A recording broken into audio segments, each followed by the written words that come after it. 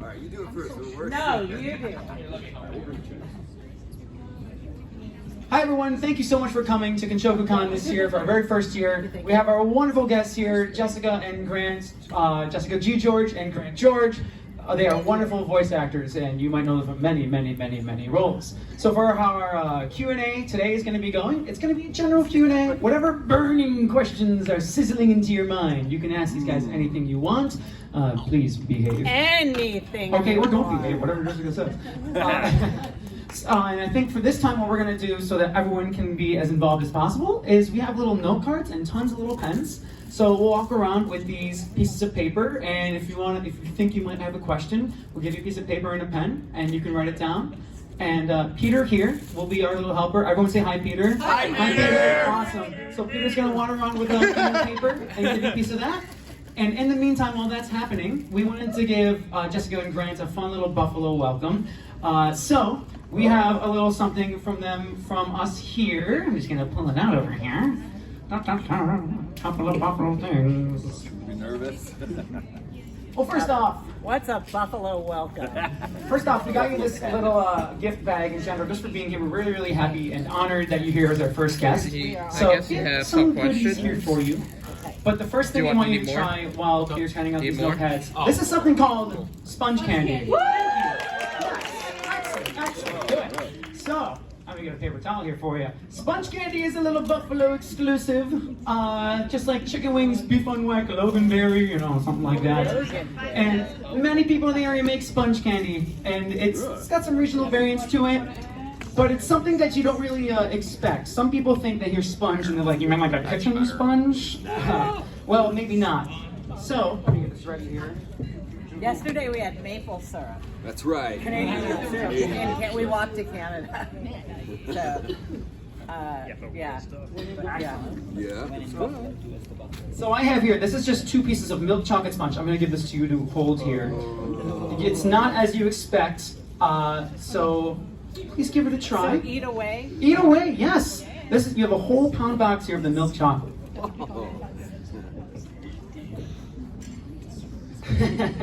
My diabetic coma has kicked in. Oh, good. He looks so confused. It's weird. No, it's good. It disappears. The sponge part disappears and it's gone. Wow. It does, it melts. It melts. It's It's crazy. gone. Yeah. Very nice. Yes. Who lives in a chocolate Thank you, farm under the Buffalo. sea? We have, now I'm not sure how much of, it really depends, but I think for this scenario it might be nice to try. Of a soda person you might be, but something that Buffalo is known for is also loganberry. And loganberry is a very specific flavor. There's a couple of different brands that do it, but there's kind of 2 that are most common. One is Crystal Beach, and the other is Aunt Rosie's, which we have here, if you want to try a little sip. So our son's name is Logan. Yeah. And my aunt's name is Rose. And my Yeah, it's Barry. my hentai name is My aunt's name is Barry. Rosie Beach. Do you want to say that louder? Oh. So, I'll have a little sizzling. A little cup here for you to try, and I have some of that in your little gift bag here too. But this is just something, quench your thirst here with a little loganberry. Yes. Oh, wait, Here you are, here you are. it's solid. What about Frankenberries? That means you're in Buffalo. Frank? We have Frank's right hot sauce. I could go down with this, yeah. Yeah, right? Yeah, and alcohol in it would be an interesting mix. A little vodka? Yeah, with vodka, It's yeah. good with vodka. There's some loganberry wines out there. Yeah, ooh, I like it. Peter just told us about some snake wine they make in Vietnam. I don't want to try that. So those are just some of the goodies we like to welcome you with Buffalo I here. like that one, Loganberry, a lot. I know, right? Yeah. Yes. So now that we have here, you want the rest of the can? Here you go, of course. Have at it.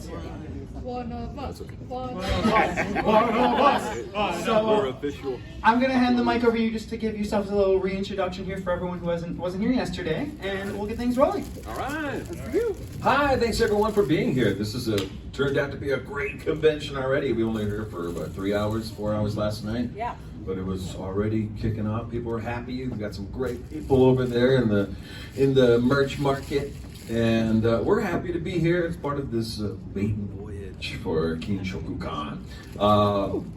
Both of us are longtime voice actors, and that's what we're here for, to answer any questions you have about the projects we've been grateful enough to work on through many, many decades. And we've worked in a very changing environment and industry. It's always something new, and you have to always reinvent yourselves. And some of the roles you did at the beginning, you're no longer doing. Now you're doing other kinds of roles.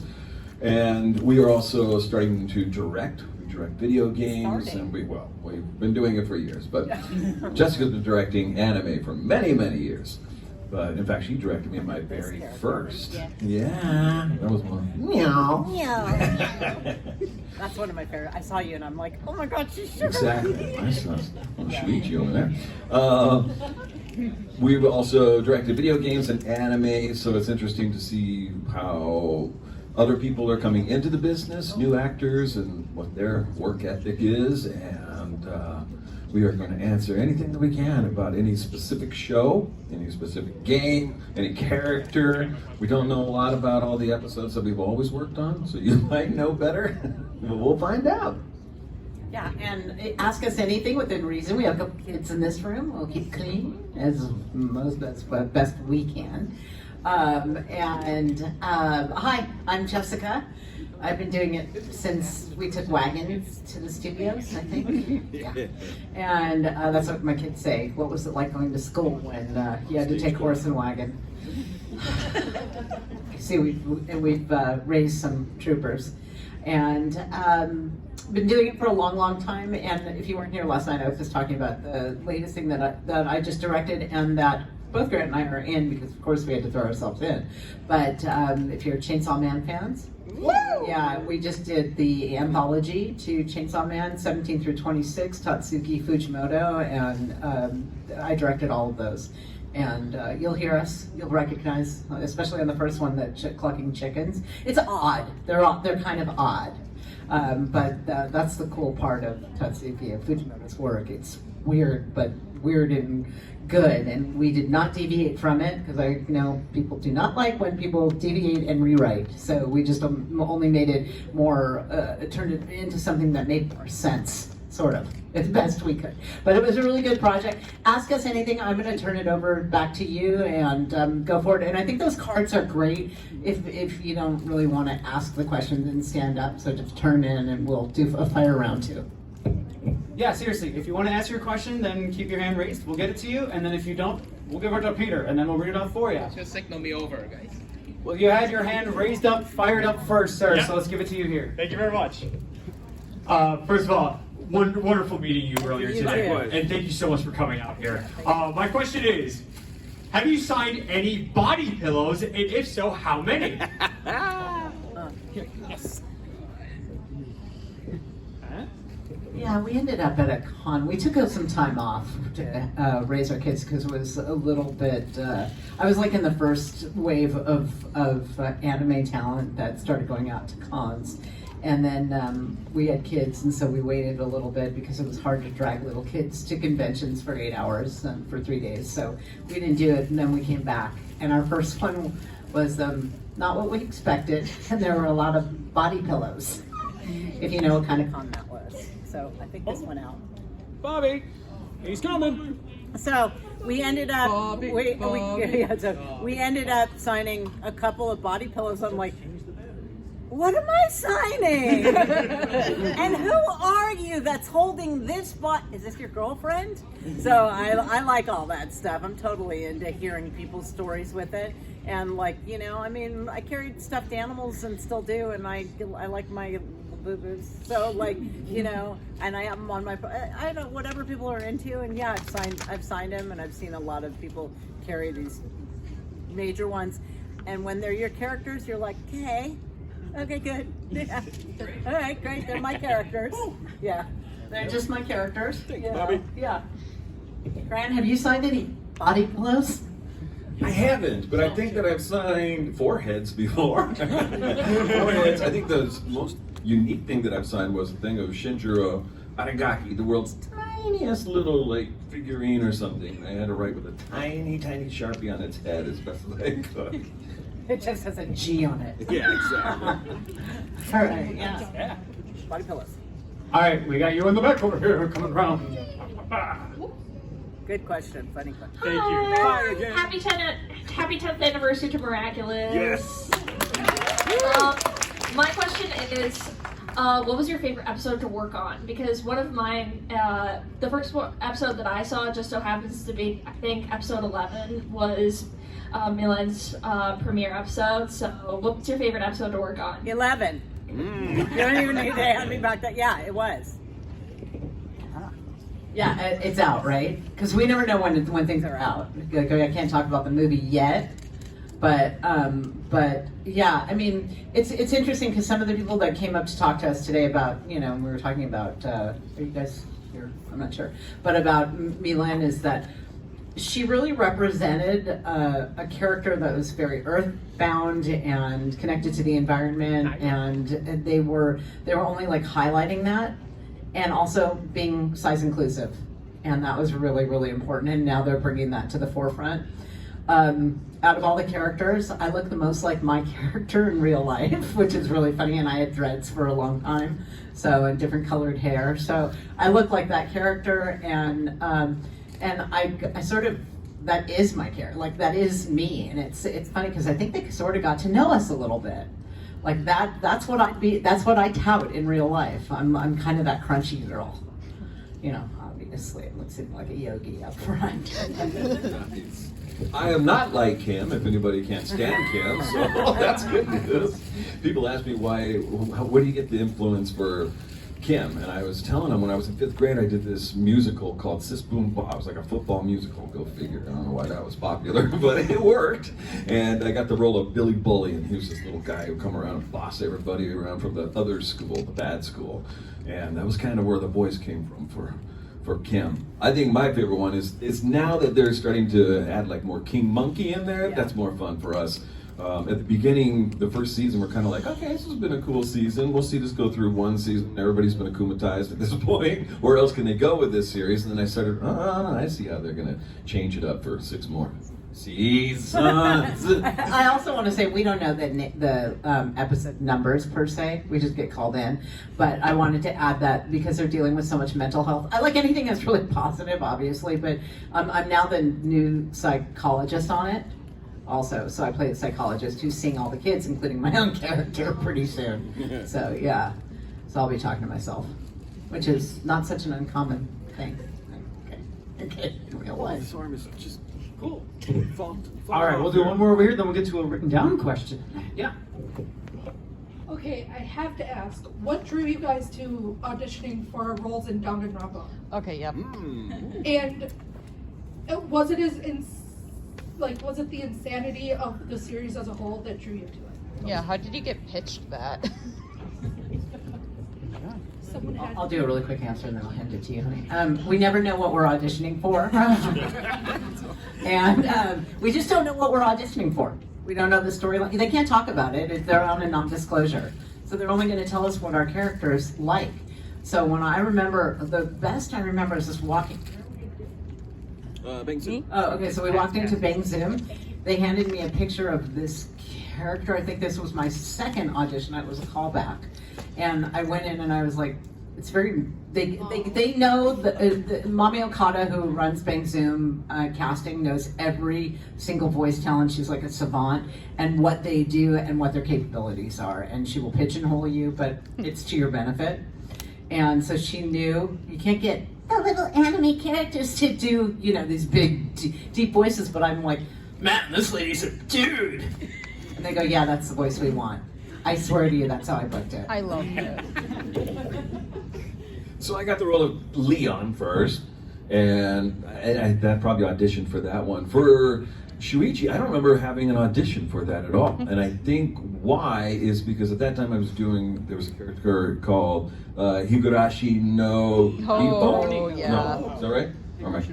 Yeah, there you go, When They Cry. Yeah, when they Yeah, Keiichi Maebara, and another character from Requiem from the Darkness, which is not too many people know about. But they're very similar, where it's sort of that, the kid is kind of the fish out of water and doesn't know where his strengths are and kind of gets pushed around. You should know, Shuichi. But I was very happy to get that job because we did it all in order, so I'm solving all the mysteries in the booth while I'm reading line by line. And Wendy Lee was the director on that. And I'm like, wait a second, it's because they use this to do that. And they're like, oh my gosh, you're really figuring this stuff out. And I was like, yeah, I wanted to be a detective when I was a kid. That's So yeah, I don't think I auditioned for that. I actually was kind of just given it based on what was going on at the time. Merit. Ability. Ability. Weirdness. Pity. Pity. All right. Well, let's get to written down question number 1 here. Was there a question over here? Oh, do I do? We do a question? Yeah. For you. I was gonna say, me and my partner are currently do voice acting, and I had some questions about whether, like, how do you manage your work life and personal life? Because that's kind of like been a big thing for us, in terms of like, you know, when we're kind of in and out of the studio. Sometimes we're in the studio at the same time, just finding time for each other and then working. Mm-hmm. Oh. Return to the center. Probably the toughest question of the day. How do we find, well, we have a partner desk. We start there, and then we stand up at it, and we have, we face each other, and we finally, after 15 years, decided to move one computer this side and one computer this side so we could see each other. We're very busy within the voiceover community, so we do a lot of other things besides anime within voiceovers. A lot of film. But remember, voiceover's not open at 9 and close at 5. Yeah, so you have a lot of time in between. But I'm a big believer in scripting your own life and then your work life. Like my family first, always. And it doesn't matter. I will skip auditions, I will skip work to make sure my kids are okay and my family's okay. It's just where I've gotten, and what I've realized is they'll wait. They need it, and sometimes if they can't, you give it up. But like, there's nothing, life and voice and work, they're important when you're growing up. Like, work's really important, but I think the older you get, you start setting your priorities a little bit differently. Yeah, I think it's important to have joy. I think when we're off doing gardening in the yard, or we're off doing a bike ride, or just doing something fun, sometimes that's when the work comes in, rather than sitting there trying to chug away and push and push and push. Sometimes it's easier just to receive. So, and then again, as actors, I think one of the most important thing in life is to have life experience. Like the more life experience that you're getting out there and having your own real life adventures, those adventures also contribute to the work, the creative work that you do. I second that. I second that wholeheartedly. The best characters you're going to create are already here in this land, or you're emulating something to be like that. So you need to get out, and we're too prone to looking down onto our phones and creating stuff. And you weren't here last night, right? But with the Q&A, yeah, but we talked about how important it is to have that interpersonal connection, because we cast also, and we're casting people of like these huge names, but when we're asking them to switch a little bit and we're giving them artistic direction, they're not able to move into these like places because they're one-dimensional. I call them one-noted. Yeah. And they're some of the best characters that we all know, but they're one-noted. That's going to be a short-lived career. Yeah. It really helps me to know that I'm on the right track, because a lot of I try to like stay away from like just kind of like going like just work. And I usually tell my partner the same thing, but she also has like a hard problem. Like, come on, let's leave, let's go outside. Yeah. It's like, no, we're not staying. And it helps kind of me get into character. Your best research is outside of your house. Oh yeah. Yeah. Okay, we're gonna have one of the written down ones here, and this is one of these people asking, throughout both of your time and careers, how has voice acting changed your lives? Oh, all right. Here, you want to ask it? Here, you ask it. Ben. All right, well, thank you. But yeah, that was definitely my question that I had written down, and yeah, I think I might as well ask again. Throughout your time and careers, pretty much for the both of you, how has voice acting changed both of your lives? Excellent. That's a great question. Thank you. One thing that it has done is given us a chance to travel. Like we're very grateful for the opportunity to come and meet the people who have seen the work that we do. Yeah. Because it's very isolating when we do our work. We're in a little booth, there's an engineer, there's a director, and there's a script, and that's basically it. And once in a while, if we're working on like an animated project, we'll get to work as an ensemble with other actors on their own individual mics. But to be able to go and see the people and hear the stories of, somebody told us today, this got me through the pandemic by being able to play Danganronpa. We're like, okay, yeah. Or some people have said, I was at the end of my rope and I just, I needed something, and whatever game I was playing that had you as that character gave me the inspiration to go on. So knowing that the work that we do for a living and we do for our own fun and creative fulfillment has an impact on someone's life is very rewarding. We get to go to cities that we might not otherwise have decided to go on a vacation with and bring our kids and expose them to the entire USA and other countries. So that's one of the benefits. So, it changed my life. I think I always didn't fit in. I was like in a class by myself, and I was telling them last night that maybe I would have been probably put on the spectrum, on the autistic spectrum meter, and I'm not saying disorder.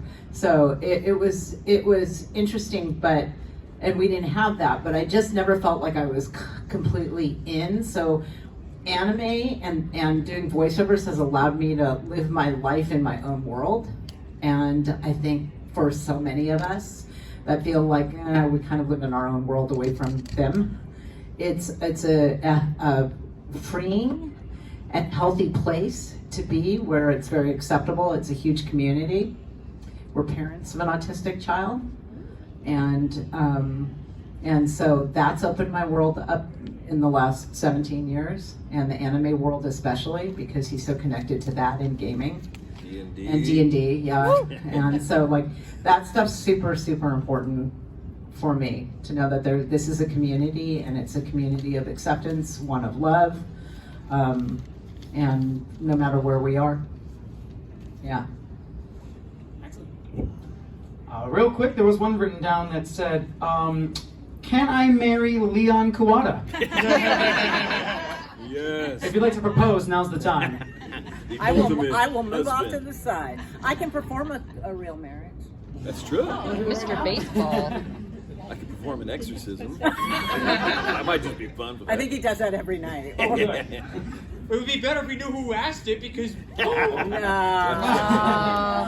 All right, how about, has there ever been a role you really, really wanted and didn't get? And if so, which character? I asked that yesterday. Run it back. Yeah, like a thousand million. Yeah, like every role I want. I'm a hog.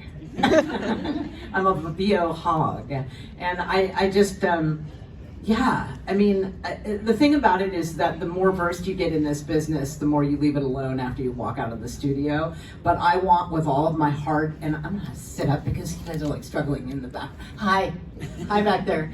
Yeah, no, this is better, right? Stand up. Boy. I think it's every role I want and I can taste, and I think I wanted to be on The Simpsons the most when I was throughout my young adult life, and I was on it, but I was this close to like owning it and being on it there for good. So I'm grateful for every part I've gotten, and I've gotten a lot because my voice goes from breath to death. So I've done little characters, and I've had such a long career in this, 46 years, that I started doing the little kids. I was the kid, and now I'm the old lady in it. I'll be the grave digger too. Like, hey, give me my microphone. Unhinged. So, yeah, it's hard to say which roles would. I mean, every time we audition, you kind of pour into yourself. We were talking about this last night also at the voiceover panel. You put your own unique spin on it, and it could be completely way off from what they're expecting, but you bring whatever your own life experience that we were talking about, and your own voices and your own creativity to create whatever you think that character should sound like. And sometimes I'll create something, I'm like, yeah, that's spot on, this is gonna get it. And I was also talking about my naivety, assuming that there's only like maybe, 20 people that are auditioning for this role. I don't know, there could be hundreds, or there could be thousands at sometimes. And you sometimes will see who got the role, and you just never know how people hear certain things. It's a little different in anime, especially working with Bing Zoom. It's like Jessica was saying, Mami Okada really pigeonholes people in a good way, knowing what their strengths are. So again, going back to like that Shuichi, how did I get that role? Was because they had heard me and thought of me for that sort of young kid who's not quite sure of himself. So yeah, I don't know if there's any specific role that I can think of that I wish I had, except every single role. Every single role. Yeah, that's it. That's the truth. Yeah. Before doing any written questions, you got a hand one? Yes. We'll go back to hands for a moment. Hi. Hi. My question is, do you ever deal with like anxiety, or do you have like trouble separating yourself from a role that you have? Like, does it ever create any sort of like setback for you where you're like, wait, this isn't me and I need to like really get in this role or think about this person? You're getting your 10,000 steps in today. Your friend from last night. Yeah, you asked a couple of questions in that. I'm sorry. No, that's Yeah, okay. no, that's good. You did, so I struggle, and so first, in answer to your question, anxiety. If you don't have anxiety, something's wrong.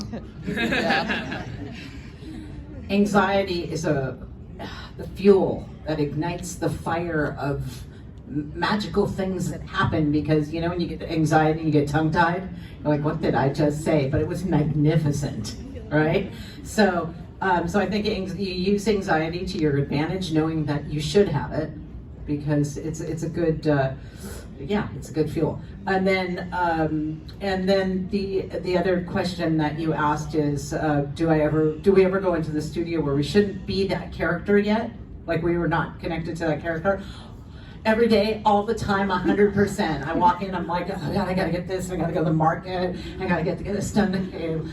Damn, my Grant just left the mic all the way up here. How am I supposed to get that? Then I go down, and then I go rolling. So we have a welcome mat, and on that welcome mat, we don't step into the studio until we've been on that welcome mat. We have committed to the character. The whole world has left us to the side. We are completely invested and ingrained in what we're doing, and then we go in. But we have to struggle. I struggle with that every day. It's just a reminder of the commitment that I need to make. I don't have a lot of anxiety when it comes to voiceover work, I think because everything's scripted. But when I've done musical theater, I've like stood in the wings going, oh shit, my song just completely went out of my head, and I gotta go on. I'm like, I hope it comes back. But then you go through, that performance where you don't even remember performing. You were so lost in that character. And again, going on with the welcome mat too, for when we're doing voiceover work, is we don't want to step in there until we've left all that behind. And it's so easy to go in with what we call the monkeys on our back, which are, We teach a class called The Monkeys on Our Back. Yeah, and it's about, what do I think that they want? What did my teacher tell me in 4th grade about my voice, or this thing? All this stuff that we take in that just holds us back from our creative, expression in that moment. So that's what that welcome mat is stepping on that mat and just leaving all that behind, and then immersing yourself into that character, going in, doing the work, and coming out. And the most fun thing is watching each other come out of the booth, because we're all coming out, left or right, walking out of the booth, going down to your desk, and then it kind of like melts away, and you're back to yourself. But it's that, the 10 seconds that it takes to release that character from your body. I don't get anxious going into work anymore either, but at all. But I do work with a lot of people who are newer when I'm directing, and it's really up to me to calm them down. And I know what nerves are. I could hear it, because if I'm giving them direction, they're not listening. They're already in their heads. We got it again? Do we have more batteries? Cool. Seems all right. Hello. It's okay. Okay, cool. Well, one right here that has a drawing, so I just want to give this to you. And it says, how do you practice improving your vocal range? And it's got That's Shuichi. really cute. Whoever His did that, drawing. thank you. Yeah. How do you practice improving your vocal range? Thank you. Well, we could do it here, but we'd get kicked out of the hotel. Don't do it. What? With the body from top to bottom, head to toe. Oh, yeah. I think one of the things we were talking about last night, too, is really watching people out there. Like, the best material is out there, watching people. Seeing two people talking at a bench, you know, what's their body language? What are they talking about? What do they sound like? If you're seeing somebody who's just kind of like lazy like this, or you're seeing somebody who's just very animated and all over the place, what do they sound like? Start to observe your world, and then start to think of the characters that you might do well. Think of, I kind of have a friendly little voice, you know, like that, or that kind of thing. What would that character be? What would be the scenario that they're in? And what would the things that they would kind of say? And start to develop each character and write them down. Write down a little script for them. And take it as high as you can and as low as you can and everything in between. I think just to go on the heels of that, don't ever be the voice. Be the character. We were watching, and sorry if I'm repeating myself from last night, but we were watching some guy like at Niagara Falls throw a basketball over an imaginary basketball into the water. And we just, both of us caught it. We were walking, we caught it. And we went on for about the next 4 or 5 minutes being this dude playing on the Niagara Falls basketball team. Where'd the ball go? You know, and doing a whole accent for him. But we've also been known to sit at the, you know, at the Costco and watch people and, you know, forgive the world when somebody bends over. Grant's always putting something coming out of their bottoms. So, you know, so they're putting something in their cart. Now my kids do it too. But you know, just being characters like pigeons or people in a window or anybody that's afar.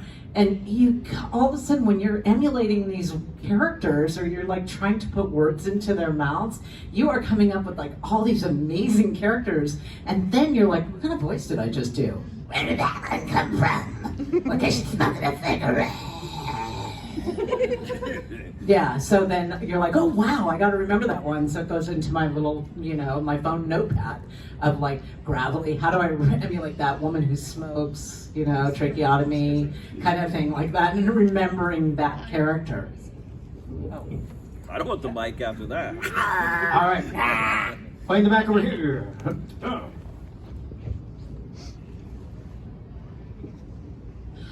So going off kind of that question, have you guys ever forgotten your own voices, like your own just original voices that you normally talk in when you're like in your character? You just go back and you're like, how do I talk again? Do we forget? Oh, forgotten. Yeah. You cut out. Yeah. You cut out on the word forgotten.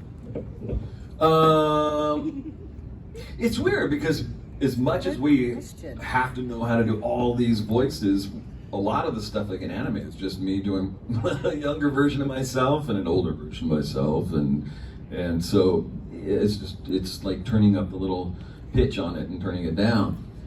I haven't forgotten my voice yet. In fact, you heard your voice yesterday going up the hill to, what is it? Clifton's Hill? Clifton Hill. Yeah. You can tell a story. I'm walking up the hill and all of a sudden I'm hearing Jessica coming from and I'm the haunted house or something like that. I'm like, what? I'm ahead of him and he's gone back, he's behind me and I've walked about a block up and I'm listening to Grant. And we get together and we're both perplexed. We walk up to one another and I just heard you. We said it at the exact same time. We sat and we recorded in front of the caves, the vulture in front of the caves. Oh my God. And we sat there and the lady in the booth was going like this. And the skeletons. 10 minutes, we're like, and we're like this with the vulture and the skeletons at the haunted house, the one that swings on the top, and we did those like 20 years ago. But you do have to know your own voice. I mean, you have to know your own voice. You have to know what you can do. And remember what I was saying about being one-noted? A lot of people can't do a lot of voices. So you don't have to know and have that kind of range. We both just happen to have range. But there are a lot of people who are we're just going to hire based on their youth and the sound of their voices or their age or their ability to play mysterious characters or heroes. So we'll know how to cast them. I never forget my own voice, and neither do my children. I'll do a raise hand over here, and we'll try to get some more of the written down questions for you. Daisy over here. Hello. I have two questions, just really quick ones. What advice do you have for beginner voice actors or anybody that wants to get into the industry? And also, are you excited for the holidays? Aww. Halloween is one of our favorite holidays. We actually have there's a Christmas box and there's 18,000 Halloween boxes. I don't know why, but it's much more important. So we used to really deck out our house when we were for Halloween. Yeah, we did pretty much this time. It was and then more you just whimsical. take the scary stuff away, and then it becomes Thanksgiving. That's right. And The then you pumpkins are take still that stuff away, and then you put snow on the pumpkins. In California, in LA, right, where it's 109, not today, but and then you have Christmas. Yeah. Yes. What was the other question? The other question. What advice do you have for beginner voice actors or anybody that wants to get into voice Oh yeah, We have the yeah, same yeah. answer. Yeah, I think one thing that kept coming up last night at the panel was acting, training, acting. Get as much acting experience as you can, whether that's in high school theater or improvisation classes, college, community theater, whatever you can do. Student films are great, but improvisation is super important. Really getting to know who you are as a person and where these emotions lie for you, especially for anime, because we move very quickly in your emotional range as we're going line by line each episode. So really being able to tap into that quickly is probably the first and foremost thing that we always say. It's really important to be flexible and stretch your muscles. Because the more that you stretch, the more you have the ability to get the words off the page. And when I say get the words off the page, they're all right there. All the words you're about to say are on the page in one technical form or another, either going across the screen or on an iPad or on the screen in a different way. But you can hear when somebody's reading. It's so apparent. And it is so hard to get them off the page. And so then you're like, okay, we have to go from a directing standpoint. I have to go further into what it is as a character and what they're trying to do. So I need to say, okay, here's your attitude going into that. So you're not thinking about the words and the performance. It's not about the voice. Remember, you heard it here first, okay? It's about the ability to get into the character, and the character will do the work for you. If you're committed and you're like, you're not gonna all of a sudden just throw your own voice in that, right? You're being the body before the voice. You're stepping into the character before you're stepping into a voice. If you're throwing your voice out, it's gonna be read. Yeah, listen to people like you. If you're taking classes, listen to the people that read. Listen to yourself if you're reading, if you're recording yourself. Make sure that, I think one of the clues to us booking jobs is that I cast a long time ago for like Saturday morning cartoons when anime wasn't even popular, and I was directing at Warner Brothers, and I saw like all the greats come in, all these people, all the great people. And the words are on the page, but I don't even know that they were paying attention to them. And so Grant and I always throw in hms and ha's and, hey, you know what? It just says, hey, you know what? But we're like, hey, you know what? Right? It's gonna grab the attention of people. So you're kind of throwing in these nuances, and nuances are really important, but people don't give themselves the permission to do stuff like that. Yeah. And the other thing too is what is the scene that you're in and who are you talking to? Because, the scene could just say you're locked in an underground cavern with Rika or something like that. That's all you have to go on. Well, now you know, immerse yourself into that scene too. Sort of that welcome mat that we were talking about before you go into the studio is, find yourself, go to that place in your head where you're in that scene, you're down in there. Is it cold? Is it dank? Are there noises? Are you hearing clanking of other prisoners or, what's going on?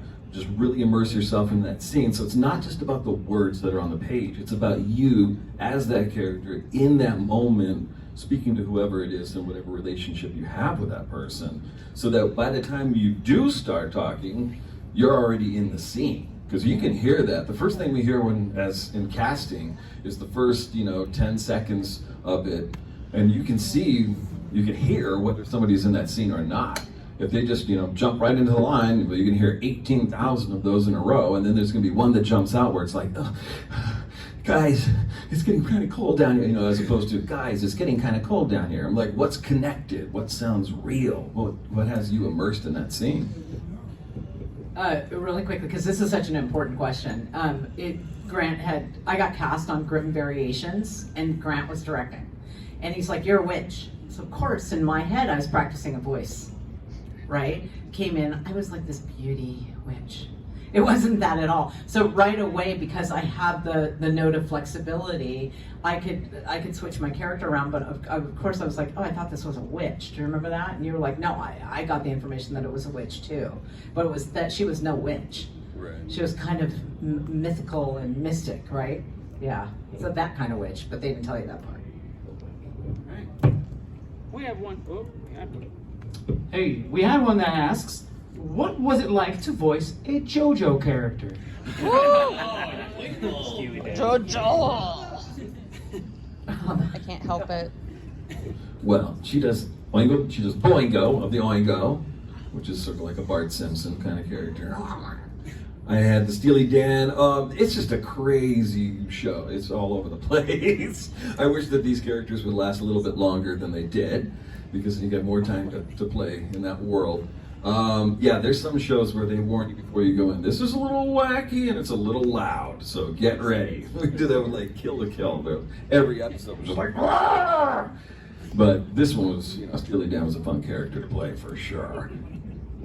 Yeah, and so was my character, and it was Richard, I think, was directing us, Epcot, right? I think so. Yeah, and he's like, Nice. and I came in and I was kind of doing like just kind of right here.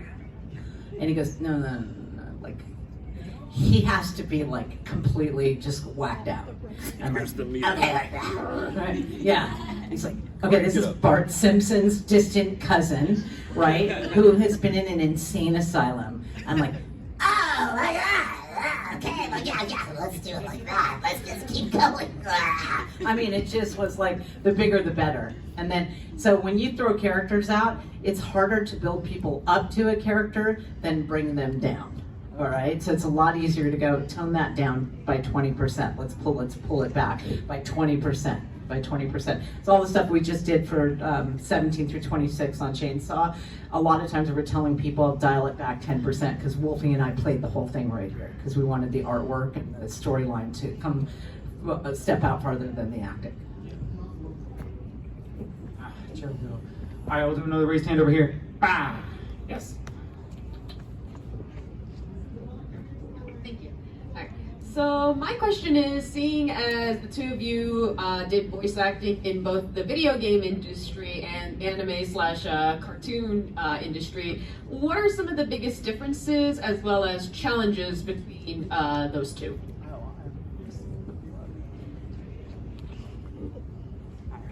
You're gone? I like doing video games because you don't see your character unless they're just like, hey, here's your character in this one. And you're like, okay. And like I'm in Fire Emblem, and there's some big differences that are about to hit. And like, you have to be able to go, oh wait, that's still me, right? And how have I changed? So having a director that's able to give you the storyline, and they are nerded out. They know this story, they've been working on it for 5 years. They know everything. I've been doing a lot of video games lately, lots and lots of video games, but they are, you don't watch it. So you're not watching the video game. You're only having your lines.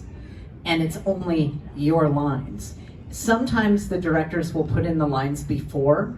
So if you have you really have to rely on the director to go, what's happening and how do I have to deliver this? And then there's notes off to the side of she's really angry or she's talking to so-and-so. And sometimes you're like, okay, he's just giving me a nerd answer. So, okay, you know, you try it and you give an A take and a B take. And they're like, great, we'll go with B.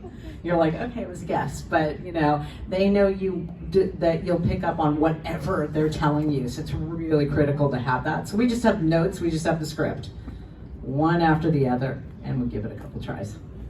Yeah, that's important. Sometimes there'll be like the story games that, you know, you're going to see your other characters in there. A lot of directors will just sort it by your lines, and that's doesn't quite work unless they're really telling you what's coming up next.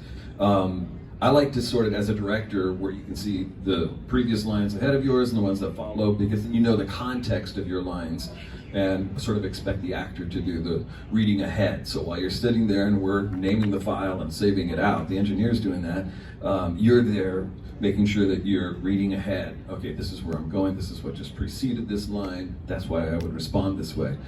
One of the best ways to work is when we do regular animation for like series. So like working on Avengers Assemble or Jessica on Land Before Time, all the actors are there together, kind of in sort of like a semicircle. Everybody has their own mics, and there's an engineer back there who's got a fader for every mic who's working crazily looking at the script. But it really gives you the opportunity to play off one another. So now you really get the sense of doing a live performance, sort of like a radio drama or, you know, on stage, where you can play off the other actor, and it feeds that. Yeah, and that's another thing, is that now they're trying to kind of do the English dubs that way, which doesn't quite work, but it's interesting. It's difficult because a lot of the lines are going in along the bottom, like a karaoke machine at this point, as opposed to each individual. Yeah. On Miraculous, Ezra, our director, reads the other lines in between for us, so we have somebody to play off of. Sometimes he's pretty flat at doing it, but you know, just throwing them out. But the Rhythmo band is French, and it's the hardest thing to follow, especially for people who never learned cursive, because it's all in cursive. So our kid was in Miraculous, and our older one, and he was like, we brought him in, he was like 8 or something, and he went like this to me. And I went, what? And he goes, I can't read that. And I said, it's in cursive. They don't teach cursive anymore. You can't change the script. It's already written in, because they like really follow the traditional value of it. So I had to like feed him every single line. And then he's like, no, I think I got it now. Like what the words say. And some he would go up on, but it was interesting. Awesome. Okay. Who's got here? Oh, way back. Oh, way back? We'll get to Frank next. Okay, yeah, we'll get to you. You, and then you. All right. We have about like a little less than 15 minutes. Okay. Thank you so much. I've been wondering, oh my god, my question just blanked out. See, that's what I'm talking about, musical theater, where your whole song. Oh, right. So has there ever been a moment for video games or animation where they just give you nothing for your character, like no notes or anything? And if so, how do you give emotion and depth to those kind of characters? That's a great like question. Just from scratch. You're getting your 10,000 steps in.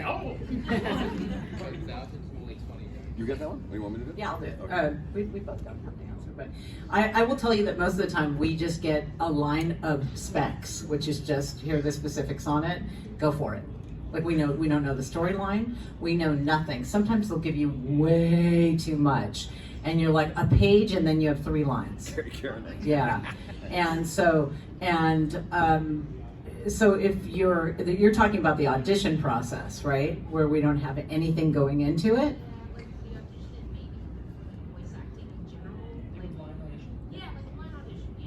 Yeah, so you're going, hello, my voice is strong enough. Hello, it's okay. So you're going into it, and you're usually not going to have enough information based on now it's on. Try it out. But just avoid the X. Based on the story, you're not going to know the story because they can't give it out, right? So you're going to have to rely on your instinct and your gut. So I always do one that's based on the specifics that are given, as close to that as I possibly can, but I deviate anarchist. And then the other part of it is also just trusting your instinct and trusting your gut. And I think probably more often than not, you know, we've rarely had people go, hey, you did too much there, you know, when they're not sending it back.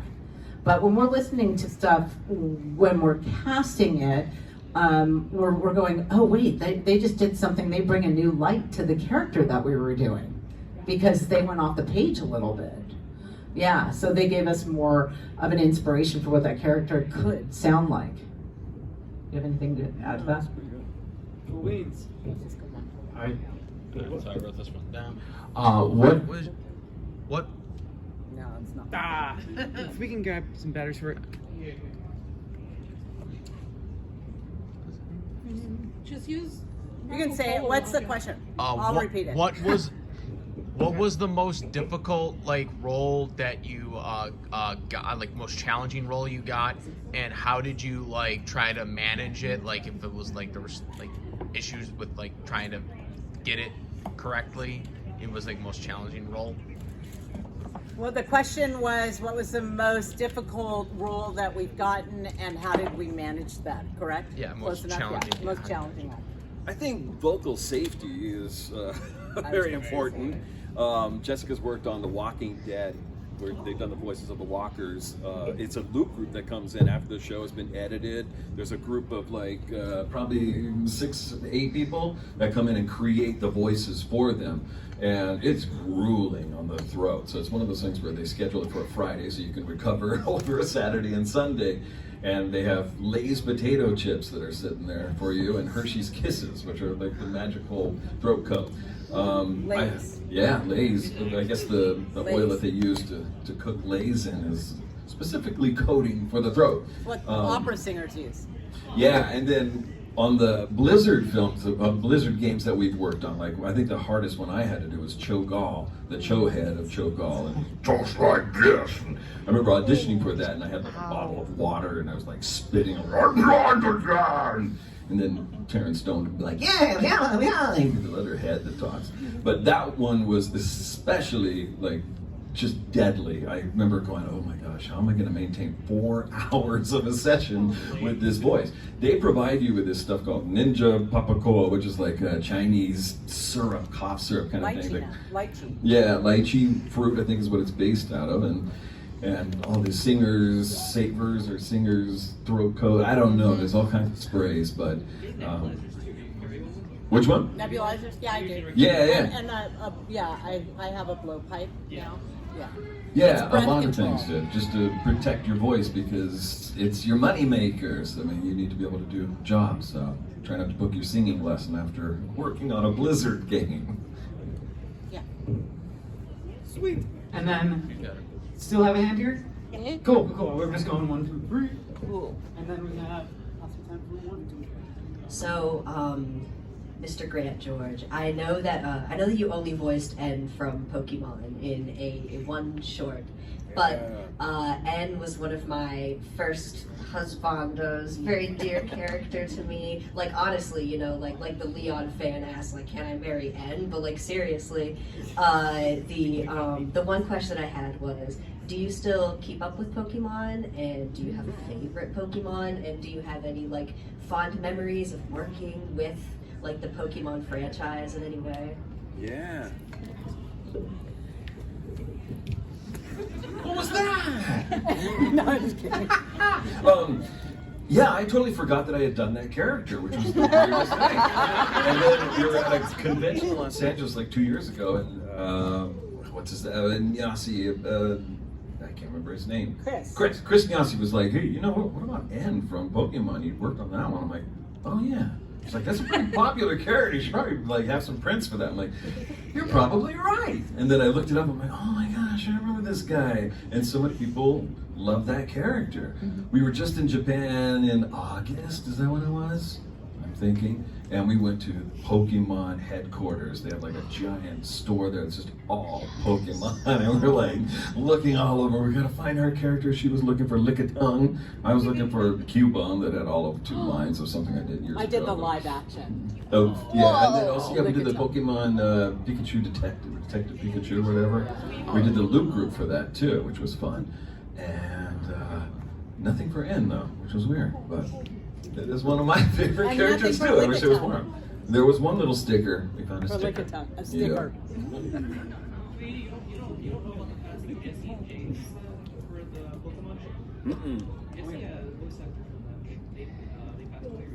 The Japanese one. Eric Stewart's still alive. Well, no, the original Eric's Jesse still also around. passed away too. Original Jesse and Misty voice actor passed away. So we still have a little bit of time left. Does anyone have any other questions? We'll do one more hand here, and then we'll have one fun written down one here. Uh-oh. So how are you guys liking Western New York? Are you liking Western New York? Great question.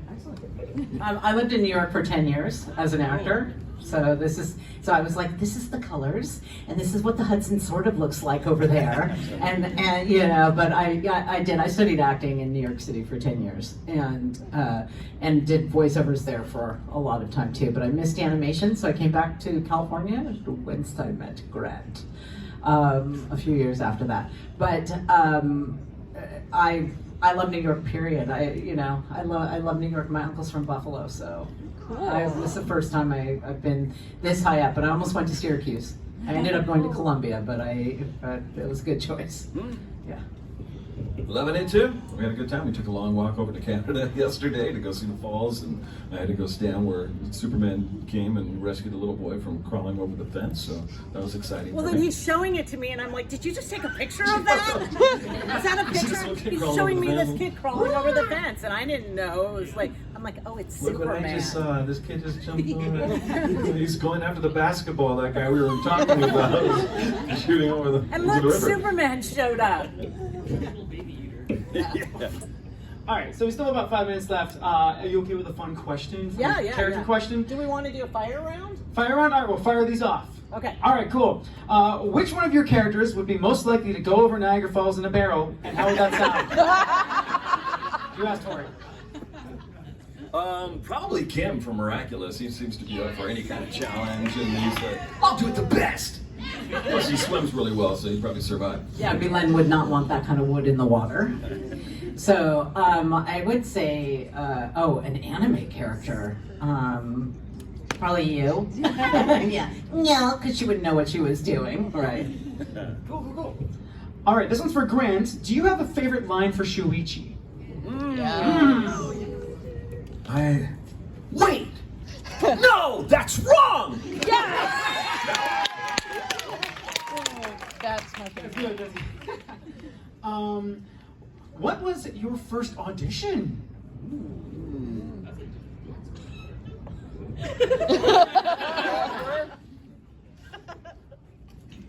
I know mine.